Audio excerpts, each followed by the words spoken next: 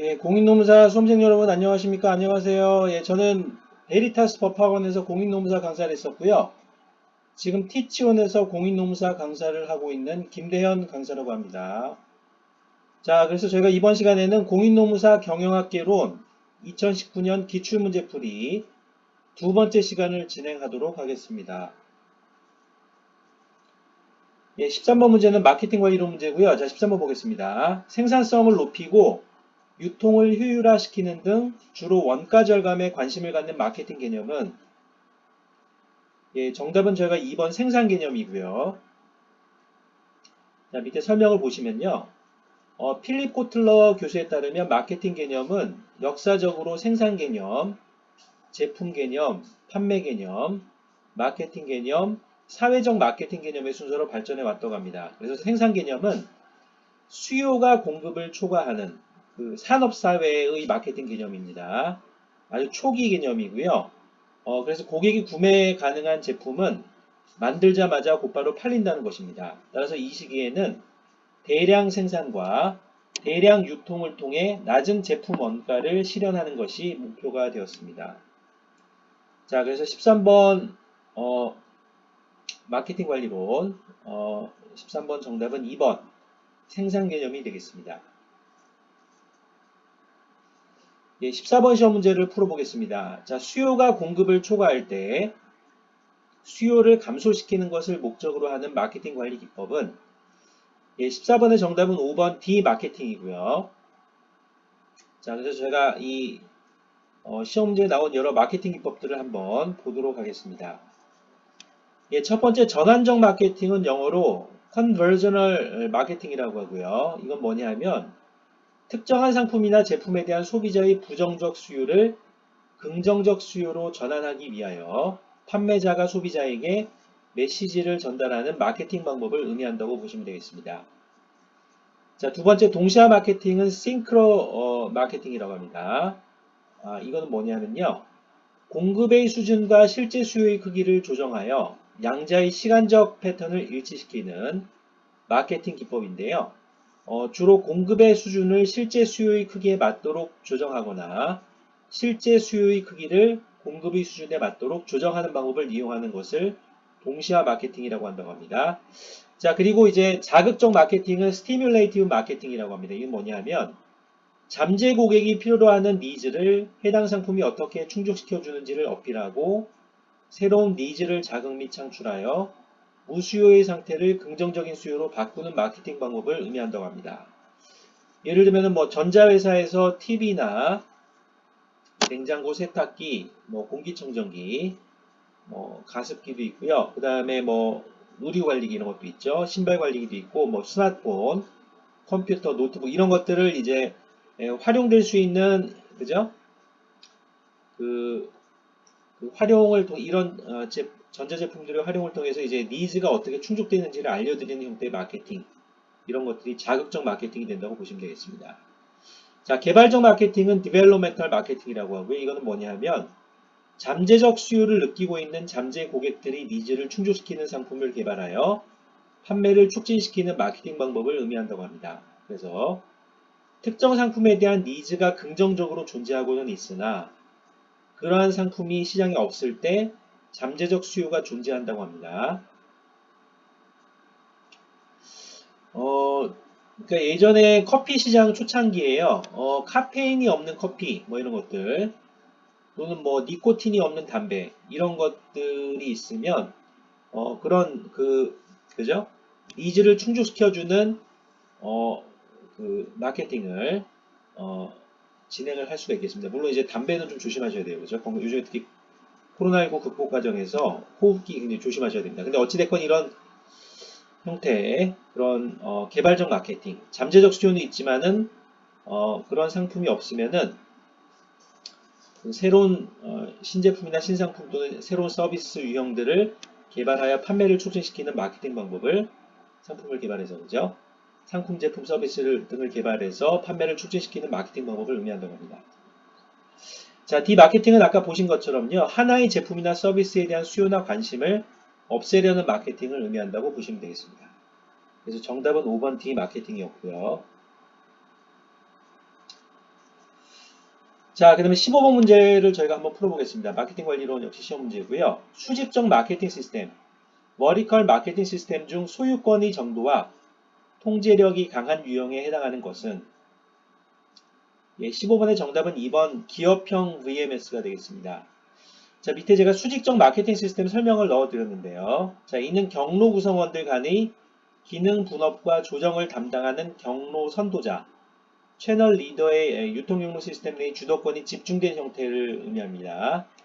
물론 이제 수평적 마케팅 시스템하고 하이브리드 마케팅 시스템 등도 있어요. 근데 여기서 수직적 마케팅 시스템은 경로 선도자에게 이제 경로 선도자의 유통경로 시스템 내 주도권이 집중된 형태이고요.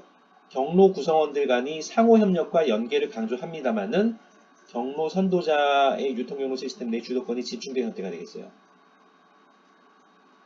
자, VMS는 크게 기업형 VMS, 계약형 VMS, 관리형 VMS로 구분이 되는데요.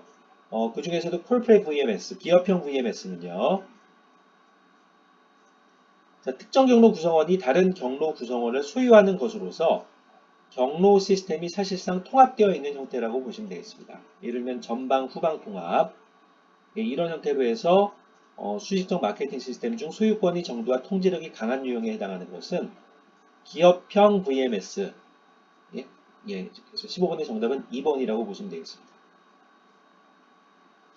그러니까 이거는 이제 대표적인 예가 전자회사들이 그 유통 그 시스템을 하는 경우, 물론 이제 뭐 하이마트, 뭐 롯데 하이마트 이런 데도 있습니다만은 LG전자나 삼성전자 등에서 애플도 있습니다만 LG전자, 삼성전자 등에서 직접적으로 그 유통 시스템을 두고 관리하는 형태가 있겠어요. 그런 것이 기업형 VMS의 대표적인 예들이 된다고 보시면 되겠죠.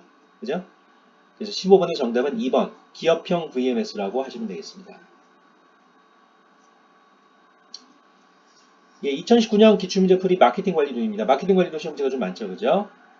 보시겠습니다. 16번 소비자 심리에 근거한 가격 결정 방법으로 옳지 않은 것은 2번부터 5번까지는 다 소비자 심리에 근거한 가격 결정 방법이고요. 정답은 1번 종속가격, 캡티브 프라이싱이 되겠습니다. 이것도 제가 설명을 좀 해드릴게요. 종속가격은 이제 뭐냐 하면요. 영어로는 캡티브 프라이싱 이라고 하고요. 이거는 일단 어떤 제품을 싸게 판매한 다음에 그 상품에 필요한 결합 제품, 소모품이나 부품 등을 비싼 가격에 판매함으로써 더 큰 이익을 거둘 수 있도록 가격을 설정하는 방법을 의미한다고 보시면 되겠습니다. 대표적인 예가 프린터보다 토너의 값이 더 비싼 경우가 대표적인 예가 되겠어요. 단수 가격은 영어로 오드 프라이싱이라고 합니다. 이건 뭐냐면요. 판매 가격에 굳이 단수를 붙이는 것으로 매가에 대한 고객의 수용도를 높이고자 하는 의도가 담겨 있습니다. 예로 만원의 매가 대신에 9,989원으로 그 매가를 하시게 되면은 그 차이는 겨우 11원이지만요. 절대 가격보다 저렴하다는 느낌을 받습니다. 제가 어렸을 때 그 부산에 뭐가 있었냐면은 990 돈가스라고 있었어요. 그게 뭐냐면은 그 당시 이제 물가가 쌀 때는 제가 어릴 때는 뭐 2,000원, 1,000원, 1,500 뭐 이랬는데요. 그러니까 990 돈가스 하면은 굉장히 저렴하다는 느낌이 왔습니다. 그때 굉장히 유행했었거든요. 그래서 그런 형태가 되겠습니다. 단수 가격, 오드 프라이싱이요. 자, 중고 가격은 영어로 reference pricing이라고 합니다. 이거는 뭐냐면 소비자가 어떤 제품을 구입하려고 할 때 심리적으로 적정하다고 생각하는 수준의 가격을 설정하는 방법을 의미한다고 보시면 되겠습니다. 자, 긍지 가격은 영어로 prestige pricing이라고 합니다. 자신의 명성이나 위신을 나타내는 제품의 경우에 일시적으로 가격이 높아짐에 따라 수요가 증가되는 경향을 보이기도 하는데요. 이를 이용하여 고가격으로 가격을 설정하는 방법을 긍지 가격 설정하는 방법이 되겠습니다. 프레스티지 프라이스이요. 네. 그 다음에 관습 가격을 보겠습니다. 커스터머리 프라이스입니다. 이는 뭐냐면 구매 빈도가 잦은 일용품의 경우와 같이 사회적 관습으로 가격이 어느 정도 확정되어 있는 경우 원가가 증가하더라도 가격 인상은 거의 불가능하므로 함량이나 품질 수준으로 가격을 조정하게 되는 방법을 의미한다고 보시면 되겠습니다. 그러니까 과자 제품들 같은 경우에 소비자들이 인식하는 가격이 좀 정해져 있다고 하면은 그 가격을 유지를 하면서 함량이나 여기서 근데 품질 수준은 조심하셔야 됩니다. 과자같이 먹는 제품 같은 경우에는 특히 조심하셔야 되는데 특히 그래서 함량을 많이 조정하죠. 함량을 조정해서 가격 비용 인상률을 흡수하다가 이제 불가피한 경우에는 가격을 인상할 수도 있습니다. 근데 관습 가격은 그 예전의 가격 수준을 좀 유지하는 형태. 또는 저희가 음식점 보시면은 뭐 칼국수, 뭐 짜장면 이런 거 판매하시는데 보면은 짬뽕 그죠? 그 판매와 관련해서 가격을 어느 정도 뭐 3,000원, 뭐 3,500원 이렇게 유지하면서요. 그렇게 이제 그 박리담의 형태로 운영하시다가 그 함량을 약간 조정하시거나 함량을 유지하시는 경우도 있는데 박리담회를 해서 그렇게 그냥 가격을 유지하시는 경우가 있어요. 함량을 물론 조정하시는 경우도 있겠죠. 비용 이상이 클 경우에는 그럴 수도 있겠습니다만 그래서 그런 경우를 관습 가격이라고 보시면 되겠습니다.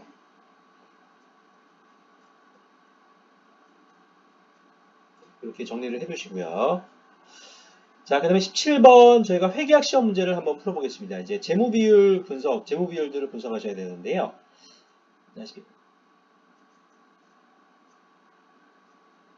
자, 주한국의 유동자산은 120만 원이고요. 유동비율과 당좌비율은 각각 200%와 150%입니다. 주한국의 재고자산은 자, 이게 시험 문제가 약간 까다로울 수가 있는데요. 자, 유동비율하고 그래서 당좌비율의 계산 공식을 알아두셔야 됩니다. 예, 그래서 테마 경영학에 제가 넣어두었으니까요. 필요하신 분들은 구입을 하시면 동영상 강의랑 같이 해서 이제 수업 보충 자료들로 하시면 완성이 됩니다. 그래서 2021년에 제가 이제 공인농사 시험 제1차 경영학 개론 시험 문제에도 100% 적중을 했었는데요. 자, 유동 비율은 유동자산 나누기 유동부채. 자, 이거는 저희가 이제 재무상태표에 그 자산 항목을 분류할 때 이제 유동성 배열법이라 그래서 유동자산, 그죠? 비유동자산, 유동부채, 비유동부채. 거기서 그러니까 보통 1년 기준을 쓰죠. 자, 유동자산 나누기 유동부채 곱하기 100%입니다. 공식이요. 자, 여기서 유동자산이 120만 원이라고 했어요. 그래서 유동자산 120만 원 나누기 유동부채 곱하기 100%가 200%니까요. 유동부채는 저희가 60만 원이라고 보시면 되겠죠. 자, 당좌 비율은 당좌자산 나누기 유동부채 곱하기 100%입니다. 자, 그런데 여기서 이제 앞에서 계산하셨던 유동부채가 60만 원이에요. 그래서 당좌자산 나누기 60만 원 곱하기 100%가 150%니까요. 당좌자산은 그 60만 원 곱하기 150%가 돼서 그죠?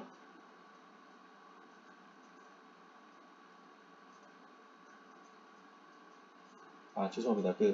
60만 원 곱하기 1.5를 하시면 되겠죠? 앞에 보시면 1.5 맞네요. 그죠? 그래서 60만 원에 이제 150% 그래서 60만 원 곱하기 1.5를 하시면 90만 원이 되겠습니다. 자, 그런데 여기서 이제 재고자산은 어떻게 계산이 되냐 하면 그 유동자산은 재고자산 플러스 당좌자산입니다.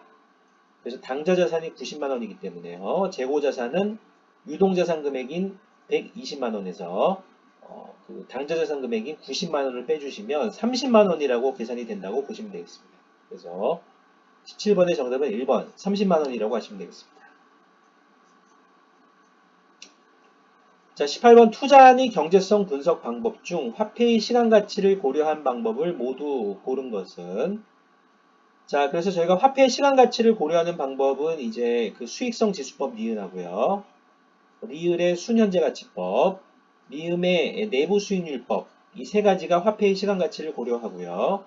회수기간법과 회계적 이익률법은 화폐의 시간 가치를 고려하지 않는다. 이렇게 보시면 되겠죠. 자, 그래서 니은, 리을, 미음. 그래서 정답을 18번은 4번이라고 하시면 되겠습니다. 예, 수익성 지수법은 그 편익의 순현재 가치 나누기, 그죠? 그 비용의 순현재 가치를 나누어서 그 수익성 지수를 계산하는 것이 되겠고요. 각각의 그죠? 편익과 이제 비용인데요. 이걸 이제 DCF 방법을 쓰게 되면은 그 순현금 유입의 현재 가치, 그러니까 현금 유입의 현재 가치 나누기 현금 유출의 현재 가치, 그죠? DCF 메서드를 쓰게 되면 그렇게 해서 그렇게 비율을 그냥 구하셔도 되고 곱하기 100%를 하셔도 되겠습니다.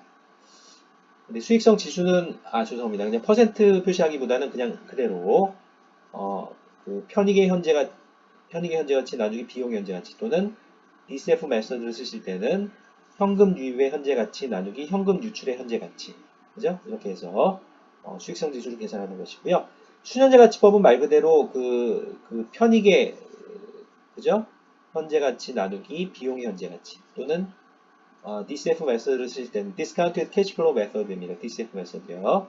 현금 유입의 현재 가치 마이너스 현금 유출의 현재 가치 이렇게 계산하는 것이 순현재 가치법이고요.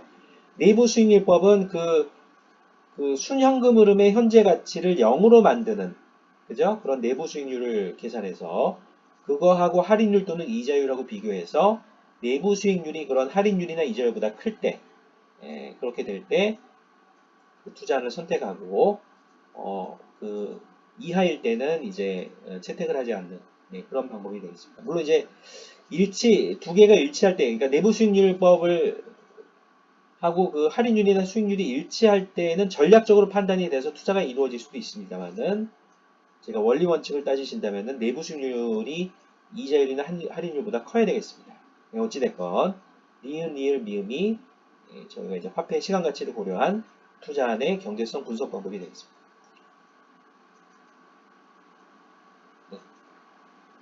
네, 그래서 회계학 2018번 시험 문제 정답은 4번 하시면 되겠죠.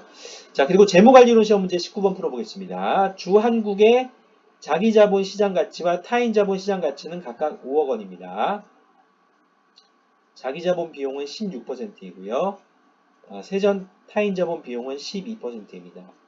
법인세율이 50%일 때 주한국의 가중평균 자본 비용 WACC는 자, WACC는 여러분들 아시는 것처럼 Weighted Average Cost of Capital이죠. 자, 그래서 이제 조달되는 자본 원천별 그 자본 비용을 저희가 계산을 해서 그 비율만큼 도출을 하는 겁니다. 그래서 가중평균 자본 비용은 기업에서 투자 의사 결정을 할 때, 특히 DCF 메서드를 쓸 때 그 할인율로 쓰게 됩니다. 보통 한 기업에서는 13%, 14%를 쓰시고요. 정부에서는 좀 더 사회적 할인율이라고 낮은 비율을 쓰세요. 별도로 뭐 3%, 7% 이런 비율이 있는데요. 근데 어찌됐건 이제 가중평균 자본 비용은 이제 금융시장 상황에 따라서 좀 변동이 있습니다만 보통 보시면 되겠죠. 자, 주한국의 가중평균 자본 비용 WACC 계산하실 때는요. 자, 먼저 자기 자본에 저희가 전체 자본에서 차지하는 비율이 50%입니다.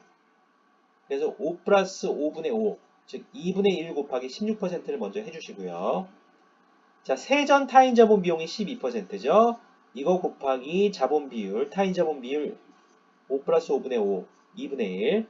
자, 그런데 여기서 그 타인 자본 비용 같은 경우에는 그 법인세 감세 효과를 감안하셔야 돼요.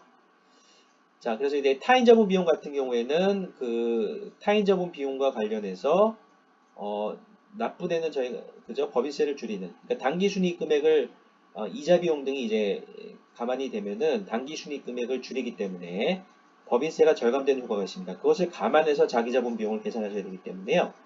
그래서 2분의 1 곱하기 12% 곱하기 1 마이너스 법인세율 하셔야 돼요. 법인세율이 50%죠. 1 마이너스 0.5 하시면 0.5가 됩니다. 그래서 2분의 1 곱하기 12% 곱하기 0.5를 계산하셔야 됩니다. 자, 그럼 2분의 1 곱하기 16%는 8%고요. 2분의 1 곱하기 12% 곱하기 0.5를 하시면 3%가 됩니다. 그래서 8% 플러스 3% 11%. 11%죠. 그래서 19번의 정답은 3번 11%라고 하시면 되겠습니다.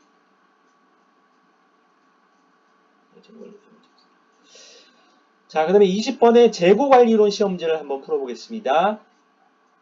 자, 이것은 EOQ 계산 방법이고요. 이 공식을 알아두셔야 됩니다. 자, 이것이 이제 미분을 저희가 하시면 도출하실 수가 있는데요.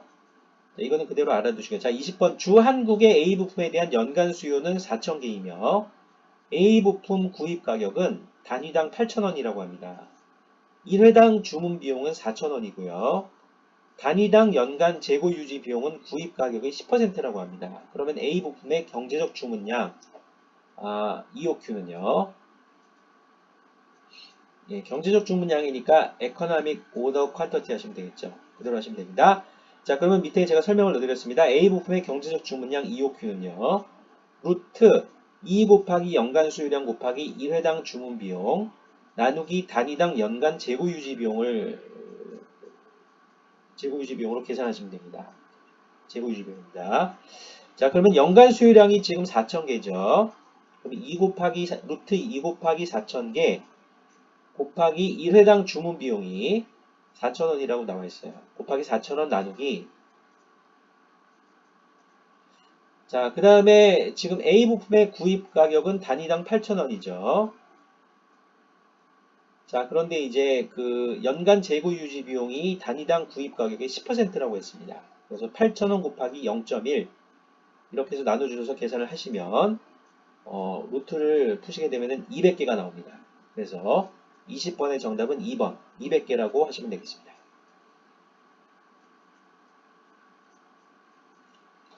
자, 21번 경영과학론 시험문제가 되겠습니다. 수요 예측 기법 중 인과형 예측 기법 Causal Forecasting Methods에 해당하는 것은 자, 21번의 정답은 3번 회귀 분석법이고요. 이 인과형이라고 제가 설명을 해드리는 이유는 이 독립변수가 있고 종속변수가 있기 때문에 그렇습니다. 자, 그래서 수요 예측 기법인 회귀 분석법 Regression Analysis Method이거든요. 둘 또는 둘이 되면은 단순 회귀 분석 또는 단순 선형 회귀 분석이라고 하고요. 선형 회귀가 되면 회귀 분석이 되면요. 또는 그 이상이 되면은 둘 또는 그 이상이라고 했는데요. 여기서는 이제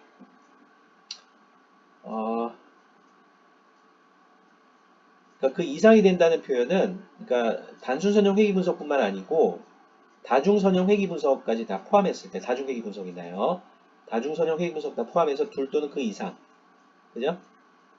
둘 또는 그 초과하셔도 되는데 둘 또는 그 이상이니까 왜냐하면 이제 여러 개를 회귀 분석의 모형에 넣어도 나머지 변수가 의미가 없는 경우가 있기 때문에 단순 선형 회귀 분석을 쓰는 경우도 있습니다. 보통 다중 선형 회귀 분석 또는 다중 회귀 분석을 멀티플 리그레션 메서드를 쓰게 돼요. 수요 예측을 할 때는요. 상관성이 있는 변수들 간의 관계를 찾아내기 위하여 활용하는 분석 기법으로 회귀 방정식을 찾아내고 이의 정확도 등을 검토하는 통계적 방법을 의미합니다. 이게 왜 인과형 예측 기법이냐 하면요.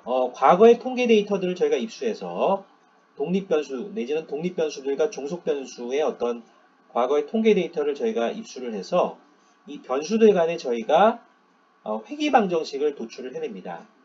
그래서 최수자승법, OLS 또는 최후추정법, 그 ML이라고 합니다. Maximum Likelihood Estimation, MLE, Maximum Likelihood Estimate, Maximum Likelihood Estimation 이런 메서드가 있어요. 메서드는 MLE. 자, 또는 이제 최수자승법이나 최후추정법 등을 이용해서 그 회귀 방정식을 도출을 하신 이후 내년에 추정하려는 수요 예측량을 종속변수로 놓고요.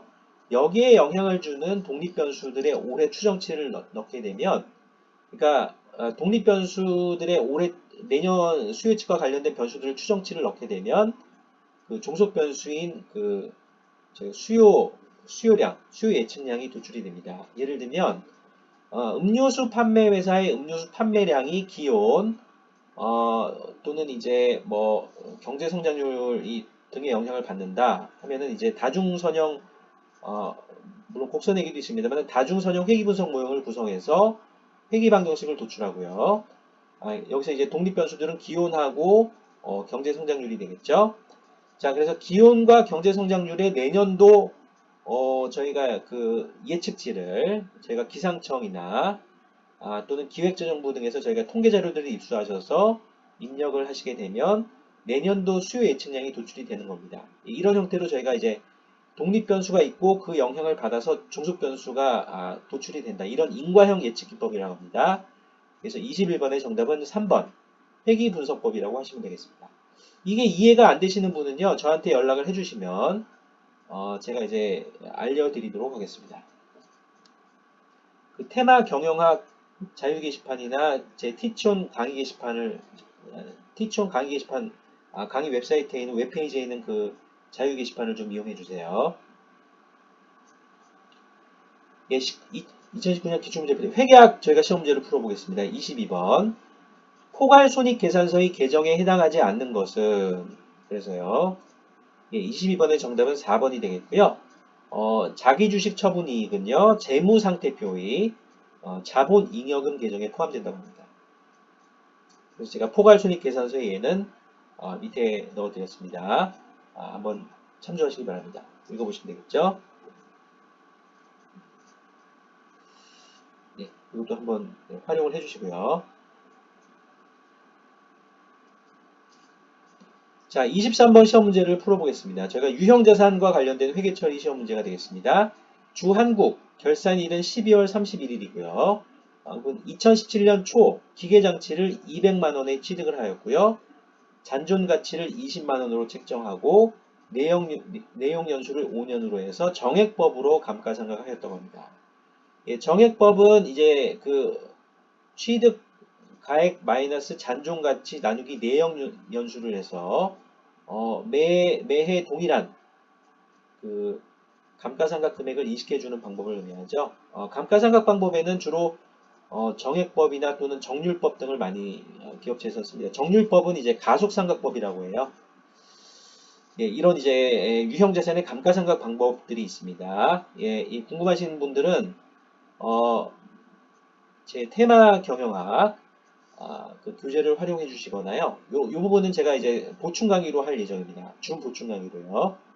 그래서 제 이제 테마 경영학 그 경영학개론 예, 제가 이제 티치온에 등록을 해놨던 그 종합반 강의를 수강을 해주시면 제가 수업 보충 강의로 진행을 해드리겠습니다. 자, 요거를 그 감가상각을 했는데요. 하였습니다. 주한국은 2019년 초2 기계장치를 130만 원에 처분하였습니다. 자, 주한국의 기계장치 처분으로 인한 손익은 예, 23번의 정답은 1번 처분이익 2만원이 되겠고요. 이 계산 방법을 제가 알려드릴게요. 자, 그러면 일단 매년 인식되는 감가상각 금액은요. 200만원 마이너스 20만원 나누기 5에서 36만원이 되겠습니다. 자, 2017년 초에 저희가 취득을 해서 2019년 초에 처분을 한다고 했으니까요.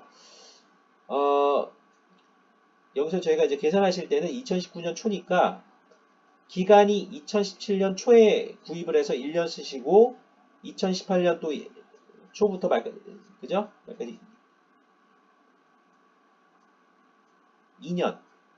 2년을 쓰셨다고 저희가 보시면 되겠어요. 여기서 이제 정밀하게 물론 계산을 하면은 월별로 또 저희가 계산을 할 수도 있겠습니다만 여기서는 2019년 초니까 그 기계장치를 2년 동안 활용을 했다. 이렇게 저희가 계산을 하시면 되겠어요. 그래서 매해 인식되는 감가상각 금액이 36만원입니다만은 2년이 흘렀기 때문에 36만원 곱하기 2를 해주시면 72만원이 감가상각이 됐다고 보시면 되겠어요. 자, 그러면은 이 기계장치의 2019년 초에 이 기계장치의 장부가액은 취득가액 200만원 마이너스 감가상각 금액 2년간 72만원 하셔서 128만원이 도출이 되고요. 자, 그런데 이제 그러니까 이만큼이 이제 회계 처리가 돼서 감가상각 누계액으로 해서 이제 그 인식이 되는 거죠. 이 장부가액으로요. 그런데 이 가액을 이 기계장치를 130만 원에 처분을 했기 때문에 이 130만 원 마이너스 128만 원, 즉 이 주한국의 기계장치 처분 이익은 2만 원이라고 보시면 되겠습니다. 그래서 23번의 정답은 1번 처분이익 2만원 이렇게 저희가 계산하시면 되겠습니다.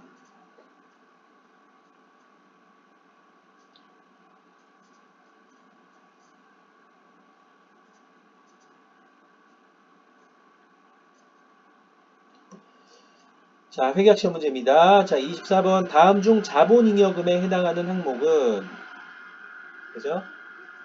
예, 저희가 이제 그 재무상태표의 자본 항목에 대한 그중에서 자본잉여금에 대한 시험 문제가 되겠습니다. 자, 미교부 주식 배당금은 저희가 이제 자본 항목, 그 재무상태표의 자본 항목 중에 자본 조정에 해당한다고 하고요. 법정 적립금과 임의 적립금 및 미처분 이익잉여금은 이익잉여금에 해당한다고 합니다. 그리고 주식 발행 초과금은 자본 잉여금에 각각 해당한다고 보시면 되겠습니다. 그러니까 주식 발행 초과금은 주식을 발행하실 때 액면가액이 있죠. 근데 그것이 이제 발행이 돼서 시장에 이제 그죠? 판매가 될 때 그 주식의 인기가 좋아서 그 주식이 이제 할증 발행되는 경우가 있어요.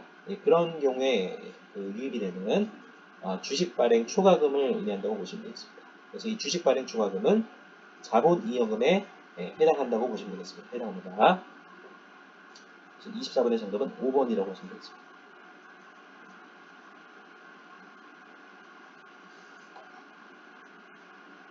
자, 25번 스마트폰의 신용카드 등의 금융정보를 담아 10cm 또는 15cm, 10에서 15cm의 근거리에서 결제를 가능하게 하는 무선통신 기술은 자, 25번의 정답은 3번 NFC, Near Field Communication이라고 한다고 합니다. 자, 1번의 블루투스는 저희가 이제 근거리 무선통신 기술이죠. 네, 이거 잘 아실 거고요. 예, 블루투스 여러분들 그 헤드폰이나 이런 것들 많이 써보셨죠? 예, GPS는 글로벌 포지셔닝 시스템입니다. 그래서 이제 그 위성과 연결된 그 지리 정보 시스템 이런 것들 이해하시면 되겠죠? 그래서 저희가 내비게이션 이런 거 쓸 때 GPS를 활용하게 됩니다. 자, NFC, Near Field Communication 이건 뭐냐면요. 여러분들 LG페이나 삼성페이 또는 애플페이 이런 거 써보셨죠? 보시면은 이제 신용카드나 체크카드도 됩니다. 그래서 신용카드나 체크카드를 그 스마트폰에다가 이제 등록을 해두시면 그걸로 이제 편의점이나 각종 그 결제하시는 곳에 가셔서 그 스마트폰의 뒷면을 이렇게 딱 갖다 대시면은 그 금융기관이나 또는 이게 통신 비용으로 차감되는 경우도 있는데요. 금융기관에 있는 그 신용카드 금융기관 등의 이제 금융기관에 신용카드나 체크카드 금액이 자동 그 연결이 돼서 결제가 되는 기술이 있어요. 최첨단 기술이죠, 그죠? 이걸 NFC라고 한다고 합니다. Near Field Communication. 자, 그래서 25번의 정답은 3번이고요. 자, 4번 IoT, 인터넷 오브 띵즈는 뭐냐면 사물 인터넷이라고 해서 저희가 각종 그 가전기기 제품들이나 스마트폰, 컴퓨터 등과 연동해서 그 대표적인 예가 스마트폰을 이제 집 밖에서 이용해서 집 안에서 하실 수도 있는데요. 집 안에 있는 가전제품 등을 저희가 이제 이렇게 인터넷 기반으로, 무선 인터넷 기반으로 해서 저희가 이제 그죠? 관리하실 수 있는, 조정하실 수 있는 그런 기술이죠. 사물 인터넷 기술을 IoT라고 합니다. 텔레매틱스는 뭐냐면요. 자동차에서 요즘에 이제 이슈가 되고 있는 자율주행차 또는 자율주행 보조, 자율주행을 보조해 줄 수 있는 그런 기능이 있죠. 예, 그거를 하실 때 그 통신 기술이 필요합니다. 왜냐하면 그 자동차의 위치를 저희가 인식을 해서 그거를 이제 그 자율주행 그 시스템하고 연동을 해서 이렇게 운행이 될 수 있도록 이제 유도를 합니다. 그래서 그때 그 자동차의 자율주행차 또는 자율주행을 보조해주는 그런 기능과 관련해서 어, 그 텔레매틱스라는 기술이 그 무선통신 기술이 활용이 됩니다.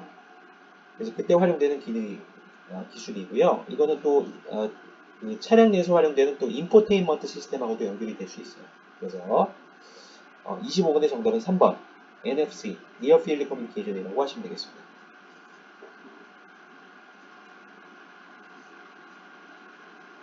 네, 그래서 이제 손님 여러분 수고하셨습니다.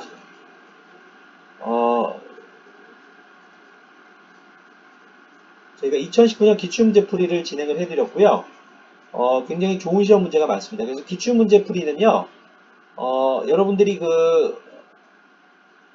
이게 다시 출제가 될 수도 있어요. 그래서, 저희가 이제 활용을 잘 해두시면 되겠습니다. 그죠? 그래서, 이게 재출제가 될 수도 있기 때문에, 예, 그죠? 재출제가 될 수도 있습니다. 그래서, 이거를, 어, 기출문제들은 잘 풀어보시는 것이 중요합니다. 그죠? 그래서,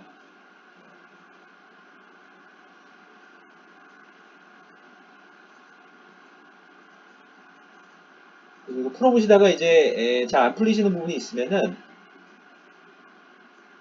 제게 그 자유 게시판 등에 저희가 티치온 자유 게시판이나 또는 이제 제 그 네이버 테마 경영학 자유 게시판에 등록을 해주시면요 제가 풀이를 해드리겠습니다. 그래서 이제 수험생 여러분들의 건강한 성공을 기원드립니다. 감사합니다.